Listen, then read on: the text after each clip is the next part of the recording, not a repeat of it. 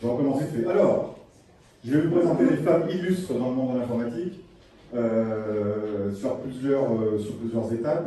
D'abord, quelques femmes donc, au niveau historique, des femmes qui ont révolutionné la vie des ordinateurs, au niveau de la recherche et au niveau pourquoi pas de la programmation. Ensuite, dans un deuxième plan, je vais vous présenter quelques femmes dans le monde Apple II, enfin Apple, même 2, GS et Macintosh. Et puis ensuite, un focus sur quelques femmes qui vont être un peu plus libérées, un peu plus décalées, et qui sont assez surprenantes. Sur les femmes historiques, les femmes illustres qui ont peuplé notre planète, alors je vais essayer de faire une sorte de quiz. Alors ceux qui repèrent la bonne personne sont priés peut-être de ne pas répondre tout de suite, pour laisser un petit peu la réflexion. Je ne lève pas la main, tout ça déjà. Bon, là, le premier personnage. Le premier personnage, c'est la plus connue, effectivement. C'est la plus connue. Et je vais commencer par un début d'un poème. C'est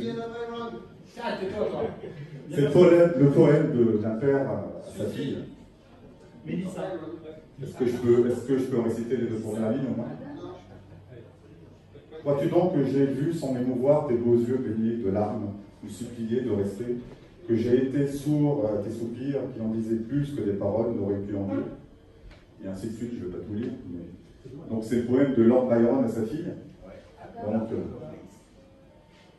Donc, effectivement.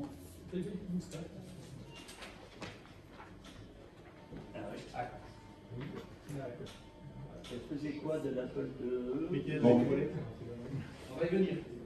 Elle était donc analyste et métaphysicienne. Et elle a écrit à sa mère un jour si vous ne pensez pas me donner la poésie, ne pouvez-vous pas me donner la science poétique? Donc elle est partie de chez elle, elle avait 30 ans, et elle a rencontré Charles Babbage, qui était l'inventeur de la machine analytique.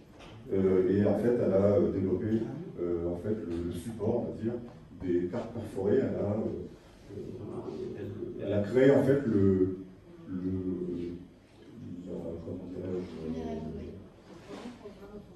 bouquin, la pensée de programmation des cartes perforées. Elle a été empruntée pour l'idée au mécanicien. Complètement. Et ensuite, on a créé un langage qui s'appelle le langage ADA, qui a été développé par Jean Ishbia, qui est un Français, pour le département de la défense des États-Unis. On a nommé le langage ADA. Ada Lovelace. Ada Lovelace. 1815-1852. Lovelace, L-A-C-E. C'est un rapport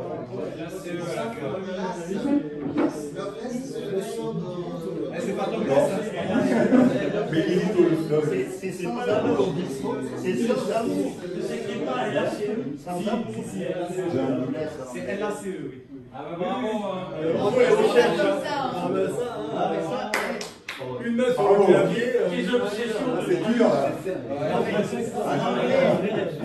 En anglais, elle est sans amour. C'est Briancourt. Ah, bravo. Elle est sans amour. Bon, deuxième femme, arrêtez, c'est bon. C'est pas du tout place. Non. La deuxième femme était informaticienne, conceptrice du premier compilateur en 1951. Et du langage COBOL en 1959. Et faites passer. Il y a du bug. Non, c'est pas elle. Si, c'est elle. Non, c'est pas elle. Il y en a plusieurs qui Si, peuvent faire c'est comme ça.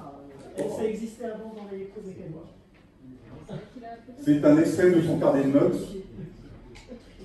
Donc c'est la femme qui a découvert effectivement Nous la montre. sur l'ENIAC.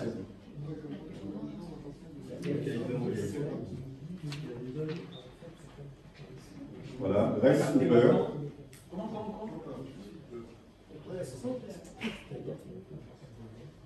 Elle est belle. Et en fait, ça s'est passé à Harvard. Et donc dans la salle informatique, il y a eu un problème au niveau niveau de l'ordinateur, il y a eu un problème de chauffe ou d'extinction. Et en ouvrant la machine, elle a découvert des insectes dans le cœur de la machine. D'où l'extrait de son carnet de bord où elle prend les petits insectes, elle les colle sur son cahier. Et donc le mot bug a été inventé. Et ça vient de là.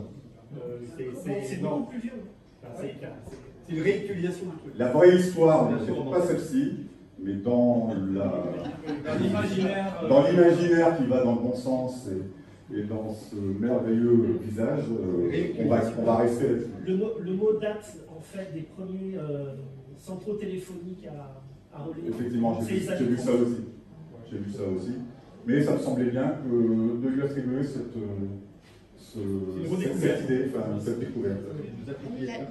Alors ce qui est pas mal, c'est qu'elle s'appelle Grasshopper, ça veut dire sauterelle ou criquet. Pour la découverte d'un bug, c'est pas mal. 1906-1992. Accessoirement, c'était quand même ça a été la personne la plus âgée à être officier encore actif dans l'armée américaine. D'accord, j'étais pas si architecte que ça. Oui, parce que normalement la retraite est à 70 ans et ils l'ont rappelé. Ah bon? Donc elle était bien alors? Ah oui, elle était active jusqu'en 89. D'accord. Et elle est morte, elle est décédée en 92. La prochaine. Regardez-moi ça. Je peux rêver là-dessus. Ouais, mais madame a chanté en français. Bon, alors, elle était actrice et productrice hollywoodienne. Le Wi-Fi. Alors écoutez bien, c'est la première femme à avoir été dénudée dans un film. En 1933. Dans un film qui s'appelle Extase. Tu peux nous montrer ce que ça Et elle a même simulé un orgasme. On peut voir le film. On peut voir. Je ne l'ai pas, il faut aller sur internet. Son premier mari a voulu racheter toutes les copines. Mais tu étais l'amant de toutes ces femmes, c'est possible? Non, mais j'ai écrit des livres. C'est un film tchèque, donc premier orgasme au cinéma. La scène est vraiment jolie parce que c'est très doux et très bien filmé. Donc elle est sur un canapé et elle donc en fait elle a surtout marqué la partie scientifique parce qu'elle était conceptrice d'un système de codage de transmission par étalement de spectre. Donc je vois déjà la personne qui va me demander ce que c'est, mais je ne sais pas comment ça fonctionne. Donc en tous les cas, c'est la partie technique qui permet aujourd'hui d'utiliser des outils Wi-Fi, des GPS, etc., etc. Donc elle a été conceptrice de ces différentes technologies en termes d'ondes et de distance. Donc c'était une physicienne. Comment s'appelle-t-elle? Alors vous avez... Comment s'appelle-t-elle? Lamar. Mais ça, c'est le pseudo. Ça, c'est le pseudo. Betty Lamar. Il y a un documentaire qui va sortir. Il y a un documentaire qui s'appelle exactement From Ecstasy to Wi-Fi, qui est sorti en 2018. Donc je vous invite à aller le voir. on va s'arrêter extase. Voilà. Qui rend bien aussi. Prochaine personne. Prochaine femme.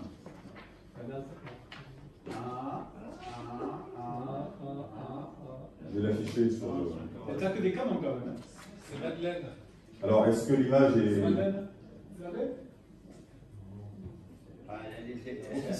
Alors, elle est anglaise. Elle était anglaise. Elle était cryptologue. Et elle a bossé avec Turing pour le décryptage Enigma. Pour Enigma, le décryptage des communications allemandes pendant la guerre du Troisième Reich. Donc, son nom. Alors Madame Turing. Ça sèche? Johann Clark. Ça veut donner. Turing, il n'y en a pas eu. C'est pas possible. Il est sur du 1-1-1. Johann Clark, 1917-1996. Il y a un film qui est sorti en 2014 qui s'appelle Imitation Game. Oui. Qui est vachement bien. Oui, elle est dans ce film. Oui. Oui, Et il y a Turing dans le film, et plus d'autres personnages qui ont bossé avec Turing. Peu d'espoir. Et donc on voit la machine Enigma et tout le système de décryptage et l'idée qu'ils ont eue. Au départ, l'armée ne les croyait pas. Et ils ont persévéré. Il y avait des fonds qui étaient investis. Il y a eu un gros malaise. Ça a failli capoter, mais ils ont persévéré tellement qu'ils ont trouvé la solution. Et ça a coûté beaucoup d'argent, mais ils ont quand même trouvé. Et quand ça pousse ça, elle est là aujourd'hui. Autre figure. Bureau sifflé. C'est pas évident avec un micro. Joli. Bolette février. Elle est tombée par terre. Ouais. Alors, elle était américaine. Et c'était une des 6 programmeuses de l'ENIAC, le premier ordinateur électronique en 1945. Et elle était amie de la veuve du concepteur de l'ENIAC. Et en fait, elle a bossé sur un système d'enregistrement à partir de cet ordinateur, donc sur des sauvegardes, et elle a créé cette partie-là. Il y a même un musée dans le Missouri à son nom. Alors, personne? Donnez-nous les Veronica Ignac. Donnez-nous les dates de naissance. Jane Arctic, 1924-2011.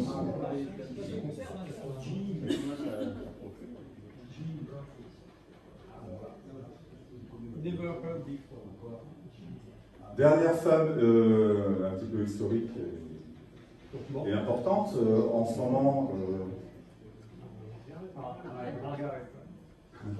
Apollo. Voilà. Elle a son ego. Donc Margaret Hamilton, elle est toujours en vie. Donc au départ, je n'avais pas mis dans le document, mais je l'ai rajouté. On est sur le cinquantenaire de la découverte, enfin, premier pas sur la Lune. Informaticienne, directrice du département génie logiciel au MIT. Et elle a bossé donc pour la NASA et elle a mis en place le code logiciel pour le programme Apollo. Et le code est accessible sur le net. On peut lire le code. Oui. D'ailleurs, on voit une autre photo donc, avec elle et une pile de. Elle n'est pas grande. Elle n'est pas très grande. Elle n'est pas très grande. Elle triche. Non, mais elle n'est pas grande comme femme. Voilà, donc ça, quelques femmes illustres. Alors, il y en a d'autres, je n'ai pas tout cherché, mais ça permet d'en parler, de faire un point. Donc, on se rapproche de l'univers Apple II, donc des femmes à croquer. Allez, on va laisser vite, parce que je pense que là, vous les connaissez. Ah oui. Alors, découvrez qui c'est. Roberta Williams. Le jeu, là. Oui, elle est avance, là, ouais. Lisa Rose. Elle est avance, c'est Softporn. Softporn. La dame à droite, c'est elle. Bonjour. J'avais évoqué donc d'ailleurs le sujet il y a 2 ans sur les jeux érotiques. Il est très bon. King Quest. Online System, Sierra Nights. Et évidemment Roberta Williams. Elle a aujourd'hui 65 ou 6 ans.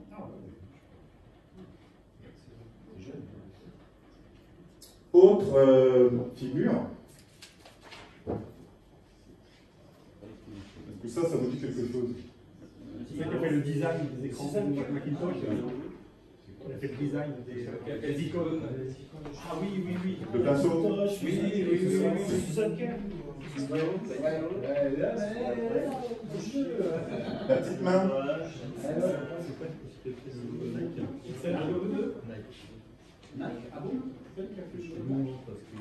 Donc ici, ce sont des extraits d'un cahier millimétré, et donc ce personnage dessinait des icônes pour Apple. Oui, ça fait le chien. Et donc les polices du caractère. Non. Mouffi. Non, le chien. Donc vous connaissez la petite histoire? Comment s'appelait le chien? Il s'appelait Dogco. Dogco. Et pourquoi Dogco? Parce que ça, c'est la Parce que c'est. Oui, voilà, mais pourquoi? C'est des hybride de vache et de chien, pourquoi? Parce qu'en fait, elle a dessiné, alors par rapport au millimètre et au pixel réservé pour l'espace de chaque caractère de Macintosh, et cette police de caractère, elle était obligée de respecter n'avait pas le droit de rajouter un certain nombre de pixels, c'était limité. Elle a fait ce qu'elle a pu, et pour elle c'était un chien. Sauf qu'elle a donné son travail aux programmeurs, qui ont donc intégré ça dans les ROM du Macintosh, mais les programmeurs ont pris ses schémas, et ils se sont demandé si c'était une vache ou un chien. Et pendant X temps dans les bureaux d'Apple, ils l'ont charrié en disant « c'est une vache ton truc ». Et donc ils l'ont appelé DocCo. C'est les programmeurs. Dès qu'il n'y avait pas de double. Mais je sais pas, si tu enlèves la queue, C'est pour la faire chier. regarde la police du caractère, c'est quelle police d'ailleurs? Dingbats, je sais pas. Dingbats. Non, Il y a le Cairo là. Non, c'est le nom d'une ville. Objet, le Cairo. bravo, C'est Cairo. Kéro. Et on retrouve le petit DocCo. Ouais, il a pas. Et donc, son nom? Suzanne Kerr. Parfait, 64 ans aujourd'hui. Aujourd'hui? Oui. Bon anniversaire. Non, je sais rien. C'est une blague. Autre personnage dans le monde Apple. 24 millions de dollars en 2017. Senior vice-président Apple Retail. C'est l'ancienne de Burberry, je sais pas quoi. Une femme. Donc en fait, elle gagne plus que Tim Cook. Pendant plusieurs années consécutives, elle a gagné des montants astronomiques. Et c'est la femme qui a remis en place la partie retail d'Apple, donc les Apple Store. C'était en chute pendant une période, et elle a tout remis en place depuis 2013, 2014, 2015. Et donc elle a remonté la barre, et le chiffre d'affaires s'est développé au niveau des Apple Store, grâce à elle. Elle s'appelle Angela Ahrens. Jolie femme. Donc elle gagne plus que le patron.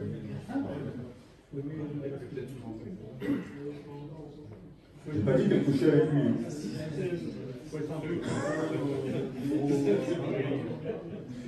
Ou alors il récupère, il rétrocède du fric. Autre personnage important. Qu'est-ce que c'est?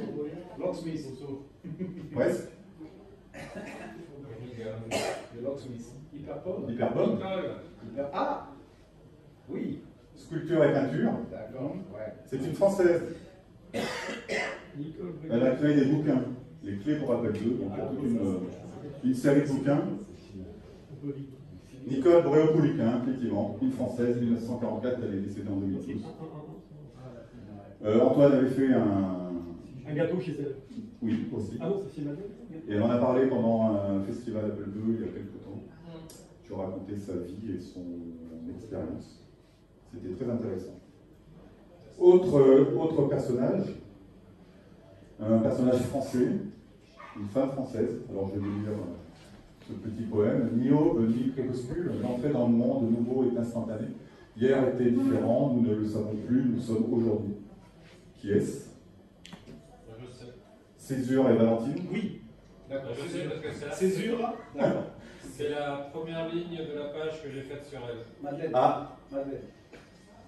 un logiciel de traitement de texte Ouais. Le français, c'est communication. pour Apple II. La KCC10. Un autre logiciel, le même, pour Apple II GS, qui est plus dur à trouver d'ailleurs. C'est quoi? Et donc le logiciel Gribouille. Ouais, Gribouille, d'accord alors. Gribouille. Ah, mais c'est bien. C'est Gribouille. Gribouille, donc la créatrice de Gribouille, c'est Madeleine Audet, qui est toujours parmi nous. Donc je l'ai eu au téléphone un jour avec Agnès. Ah ouais, Elle m'a dit, mais qui êtes-vous?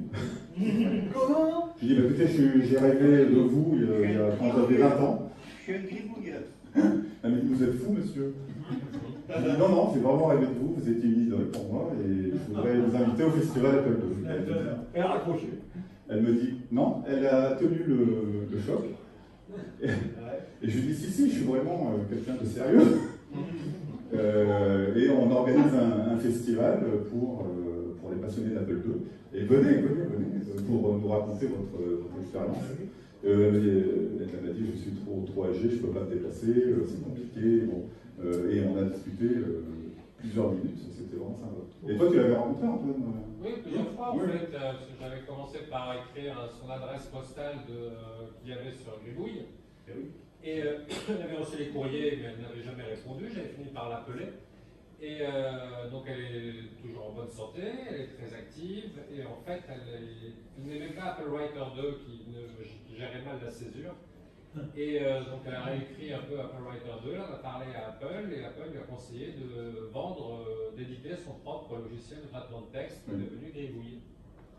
Oui, et tu en avais parlé l'autre année aussi, effectivement, en détail. Par Apple ou quoi? Qui a été édité par elle-même. Par elle-même. Voilà. Et d'ailleurs, on lui avait conseillé de changer de nom, non? Mais elle a voulu garder Gribouille, c'est ça? Il y avait un autre nom, j'ai oublié, mais c'était sur botadex.fr/tribute/ABCD peut-être. Merci Antoine. Alors, on va passer à d'autres. Allez, on va passer à des femmes libérées, donc là, on change un petit peu d'angle de vue. Est-ce que ça vous dit quelque chose? Oui. Bon. Est-ce que ces images de jeu vous disent quelque chose? Ça me parle, vous avez joué ça? Moi j'ai joué. Surtout ça. Je sais. Je vais aller chez lui. Est-ce que cet éditeur de logiciel vous dit quelque chose? Je pense que oui. Ça va peut-être moins. Donc en fait aujourd'hui, cette personne était un homme à l'époque Ah oui, d'accord. et a changé de sexe. Et c'est c'est Rebecca Hellman. 1, 0, 1, c'est Bill, 1, 0, non, c'est Bill, 0, Donc 0. voilà, ça rejoint ce que tu Bill, disais tout à l'heure. Vous l'avez Et- rencontré avec un process, non? Moi, je la connaissais avant. Je l'avais vu quand il était avant. Donc elle est visible sur Facebook, hein. Vous pouvez Oui, cliquer sur elle. Enfin, oui, avec son nom. autre personnage, $200 000. Au soleil. Ça c'est poker, c'est Oui. militaire ou c'est Suzy? Ah ouais. Clean Bay Hardware. Donc ça c'est en Californie. C'est bien au soleil. Ça vous dit quelque chose vaguement peut-être? Non, je sais pas. Si je vous dis une veuve, non, ça vous dit rien? Et bien en fait, c'est une personne qui a laissé échapper $200 000 puisque c'est une personne qui a jeté dans la poubelle un Apple I. C'est une femme. Ouais, c'est une femme, ouais. On ne sait pas qui c'est, elle est toujours quelque part en Californie. Il est encore sous le choc, oui. Et en fait, une société de recyclage a découvert un Apple I dans une poubelle d'une valeur de $200 000 qui était donc revendu aux enchères. Et en fait, ils recherchent toujours la personne, la femme qui a jeté cette. On sait que c'est une femme. Pour lui remettre la moitié des gains. Donc, elle a intérêt à se découvrir pour avoir un petit peu d'argent. C'est bien. Autre personnage, toujours $200 000. Suzy. Les femmes sont quand même. Vénal. Non, au contraire, laisse partir l'argent. Ouais, voilà. Mais celle-ci, elle est un peu vénale. Si je vous dis Steve, C'est la meilleure femme de Ah, c'est Steve. sa femme. si je vous dis La première femme de Steve. l'épouse, Il a épousé. Steve lequel là Ah, ok, en fait, ouais. Donc là, j'évoque Steve Wozniak, donc son épouse. Laquelle, oui. Ouais. En fait, j'ai eu l'épouse de Steve Wozniak par mail, puisque j'avais invité Steve Wozniak à l'Apple Festival, le premier ou la deuxième année. Son impresario m'a répondu, et elle m'a répondu, en disant que le déplacement de Steve Wozniak coûtait $200 000, hors frais d'avion et d'hébergement, et il pouvait se déplacer pour 20 minutes. Donc elle le chouchoute, hein, elle le chouchoute son style. Non, en fait, après j'ai eu l'impresario qui m'a expliqué que effectivement, il est sollicité partout dans le monde pour faire des conférences. Elle a eu mal à partir avec la justice, je crois. Si. Oui. Elle a été arrêtée pour possession de substances illicites. D'accord. Et En même temps, je confirme, c'est pas que pour les voyages instituts, c'est pas que pour la civilisation. Quand tu achètes les goodies, il prend Octorovis, par exemple, Exactement. pour les photos, ainsi de suite. Ça coûte une fortune. Alors, je lui avais dit, écoutez, merci beaucoup. Enfin, elle m'avait envoyé un courrier très poli, très pro, très américain. Voilà. Et je lui ai dit, écoutez, merci, c'est pas trop grave, parce qu'on va quand même se débrouiller ensemble, sans vous. Et puis, je lui ai dit, écoutez, ce montant, c'est même pas un montant de salaire annuel de quelques dizaines de personnes de chez nous. Donc, on est dans une autre sphère. J'ai quand même écrit ça, parce que ça m'avait un petit peu chiffonné. Oui. À 25 000, il venait, quoi, tu vois, mais sans... Quand tu vois que Pierre Barlequin ne demande rien, c'est quand même... alors,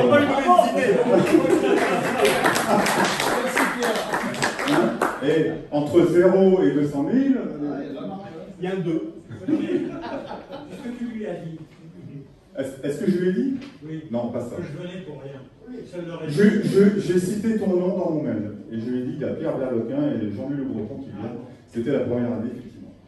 Il fallait dire à Steve Bosniak, viens, il y a monsieur Barlequin qui est là.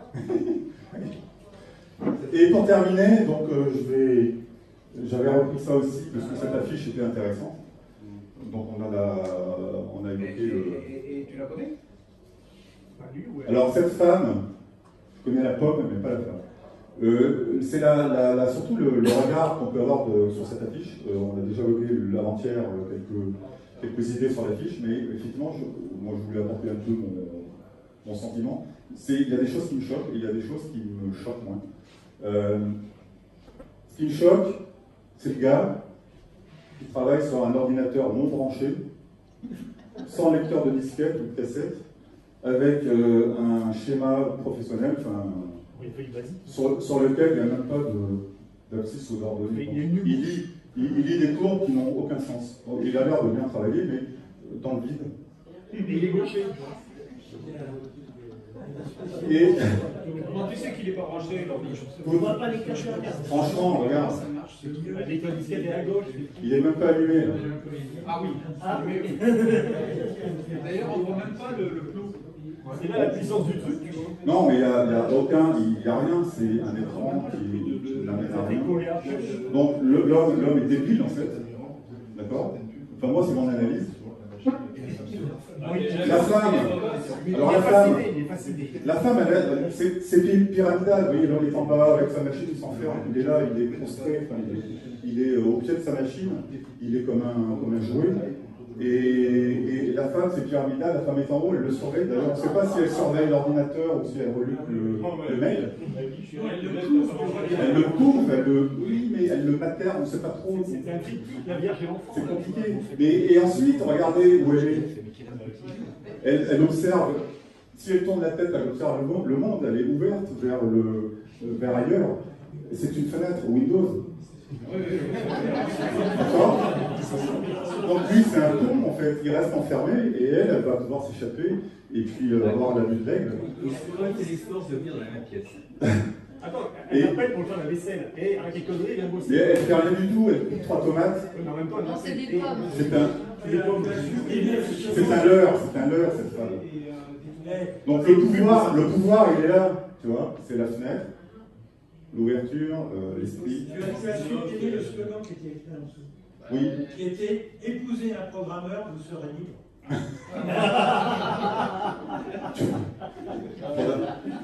Faudrait demander à Marie. Et puis la pomme, c'est le jardin d'Éden en même temps. Donc, fallait pas croquer cela. Voilà. Donc c'était mon sentiment. Et j'adore cette affiche en fait. C'est vraiment En représentatif. même temps, le meuble suspendu est un peu bas, parce qu'à mon avis, Il est sous la route, le mec, c'est pas. Il est sous la route. Non mais il faut être con pour travailler dans les fusées, mais c'est C'est une californienne. tout est ouvert. Mais bon. Voilà, mais écoutez, je vous remercie pour ces petits moments sympathiques. Et merci aux parents.